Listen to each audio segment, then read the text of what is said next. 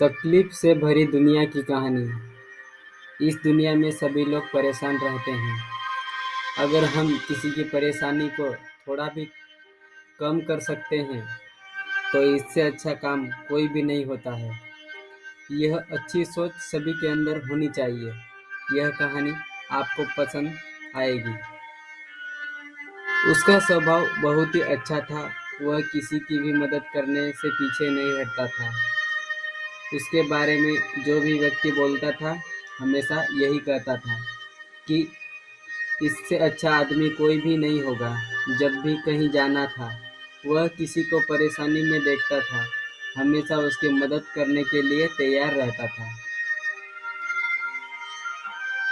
वह यह कभी नहीं सोचता था कि मुझे उस काम में कितनी परेशानी होगी। वह आदमी अपनी परेशानियों को भूलकर सबकी मदद करने के लिए हमेशा तैयार रहता था। उसके बारे में कोई भी बुरा नहीं सोचा सकता था, क्योंकि उसने कभी भी किसी का बुरा किया नहीं था। वो हमेशा ही भलाई के काम में करता रहता था।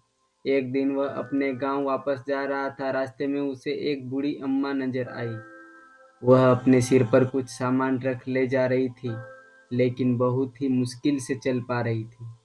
वह आदमी उस अम्मा की मदद करने के लिए उसके पास गया और कहा कि मैं आपका सामान ले जाता हूँ। बूढ़ी अम्मा ने कहा कि हे, तू मेरा सामान क्यों उठाना चाहते हो? वह आदमी कहने लगा कि मैं तो बहुत ही मुश्किल से किसी का भी दुख नहीं देख पाता, और आप तो बूढ़ी अम्मा हो। आपके पास सामान देखकर आप उसे लेकर चलने में बहुत परेशान हो रही है, इसलिए मैं आपकी मदद करने के लिए यहाँ पर आ गया हूँ। बुढ़िया ने कहा कि आजकल की दुनिया में तो कहने पर भी कोई काम नहीं करता। तुम तो बिना कहे मुझसे यह सब कुछ कह दिया। उसके बाद में बूढ़ी माँ का कुछ सामान अपने साथ ले लिया और साथ साथ चलने लगे। बुढ़िया ने पूछा कि तुम गांव में किसके यहाँ पर आई हो, क्योंकि मैं तो गांव में सभी को जानता हूँ। बुढ़िया माँ कहने लगी कि मैं अपनी बेटी की यहाँ पर आई हूँ, और बहुत साल हो गई उससे मिले हुए, मुझे उससे बात किए हुए काफ़ी दिन हो गए, इसलिए मैंने सोचा कि मैं ही मिल आती हूँ। हो सकता है उसके पास समय नहीं हो आने के लिए, इसलिए मैंने सोचा कि मैं ही मिल कर आती हूँ। वह आदमी कहने लगा कि मैं आपका सामान उसी घर में रख दूंगा जहाँ पर आप जाना चाहती हो।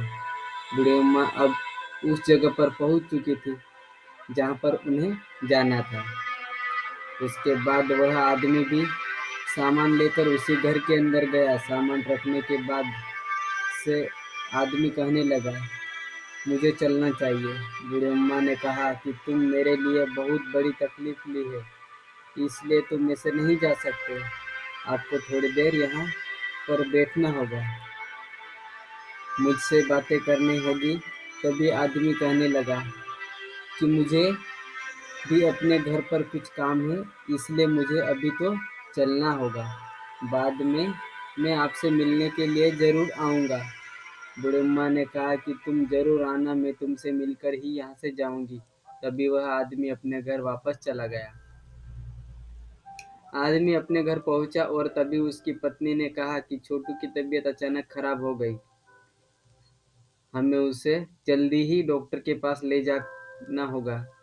वह आदमी छोटू को लेकर डॉक्टर के पास चला गया, क्योंकि उसकी तबीयत अचानक खराब हो गई थी।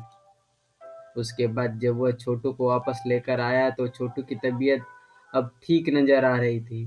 जब यह बात सभी गांव वालों को पता चली तो उसके घर पर सभी लोग आ गए। वह देखने लगे कि छोटू को क्या हुआ। तभी आदमी कहने लगा कि उसकी तबीयत ठीक है, तबीयत अचानक खराब हो गई थी, जिसके कारण हमें जल्दी से जाना पड़ा। इसमें परेशान होने की कोई भी ज़रूरत नहीं है। जब सभी लोगों ने बात सुनी है तो वह सभी लोग छोटू को देखकर अपने अपने घर चले गए। आदमी सुबह उठा और बूढ़ी अम्मा से मिलने के लिए चला गया, क्योंकि उससे मिलना भी ज़रूरी था, क्योंकि उसने कहा था कि मुझसे मिलकर जाना और मुझे 2 दिन के लिए बाहर जाना है। इसी वजह से अगर मैं उनसे नहीं मिल पाया तो शायद वह नाराज़ हो जाएंगे, इसलिए मैं बूढ़ी अम्मा से मिलने के लिए सुबह-सुबह उसके घर पर पहुंचा। वह घर के अंदर पहुंचा ही नहीं था, वह घर के अंदर जाने ही वाला था कि तभी उसे कुछ आवाज़ें सुनाई दे। वह आवाज़ सुनकर बाहर ही खड़ा हो गया और वहीं पर रुककर सोचने लगा कि आवाज़ें आ रही है। तभी उसने ध्यान से जब बातों को सुना तो पता चला कि बूढ़ी अम्मा से पति और पत्नी लड़ रहे हैं। बुढ़िया कह रही है कि अब मैं कभी भी नहीं आऊंगी। उस आदमी को पूरी बात तो पता नहीं चली, लेकिन जैसे ही बूढ़ी अम्मा बाहर आई तो उसने उस आदमी को देखा और बूढ़ी अम्मा की आंखों में आंसू देखकर वह आदमी कहने लगा कि आप मेरे साथ चलिए, कोई भी बात हो इससे मुझे कोई लेना देना नहीं है, आपको मेरे साथ चलना ही होगा। बूढ़ी अम्मा आदमी के घर चली गई है और बूढ़ी अम्मा के लिए बहुत सारी व्यवस्था कराई, उनके लिए खाना भी बनवाया, जिससे कि उन्हें बिल्कुल यह न लगे कि वह यहाँ पर अजनबी है। उस आदमी ने बुढ़िया से कुछ भी नहीं पूछा और बूढ़ी अम्मा ने देखा कि जीवन में ऐसे बहुत ही कम लोग होंगे जो दूसरों की तकलीफ देखकर शायद उनकी ओर बढ़ लेते हैं। उसके बाद बूढ़ी अम्मा ने कहा कि मुझे चलना चाहिए। तभी यह आदमी कहने लगा कि मैं आपको आपके घर छोड़ देता हूँ, उसके बाद में मुझे जाना है वहाँ पर मैं चला जाऊँगा। उसके बाद वह बूढ़ी अम्मा के साथ उसके गाँव गया और वहाँ पर छोड़कर अपने काम पर चला गया।